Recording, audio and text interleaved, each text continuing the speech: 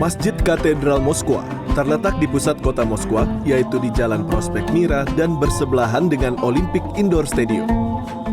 Masjid ini didirikan pada tahun 1904, sempat direnovasi pada 2011.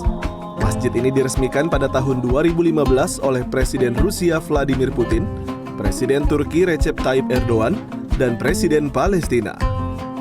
Masjid yang juga disebut sebagai Masjid Sabornaya atau Masjid Agung ini didesain oleh N. Zhukov dengan gaya campuran dari Turki, Kanada, dan Rusia.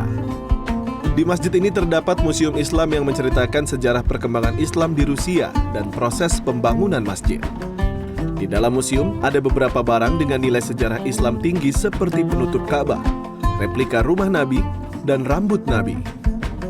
Selama bulan suci Ramadan, masjid yang dapat menampung lebih dari 10.000 jamaah ini menjadi tempat berkumpul umat muslim di Moskwa. Setiap hari Masjid Katedral Moskwa selalu mengadakan berbagai kegiatan Ramadan seperti sahur bersama, buka puasa bersama, dan sholat berjamaah.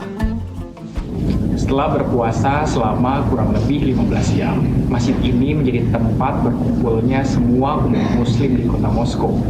Warga muslim di kota Moskow bukan hanya berasal dari Rusia, tapi juga berasal dari negara-negara bekas pecahan Soviet, seperti Uzbekistan, Tajikistan, Kirgistan, dan bahkan juga berasal dari negara-negara Asia, seperti dari Indonesia, Malaysia, dan juga Vietnam. Hampir sebagian besar warga muslim di kota Moskwa sangat menikmati menjalankan puasa Ramadan di Rusia dengan kehadiran Masjid Katedral Moskwa. Saya sangat senang sekali bisa berpuasa di negara Rusia karena ini baru pertama kali saya merasakan puasa di negara Rusia. Dan jujur saya merasa sangat senang ketika saya masuk masjid. Masjid itu seperti rumah saya sendiri karena saya bisa bertemu banyak sekali umat muslim dari berbagai negara.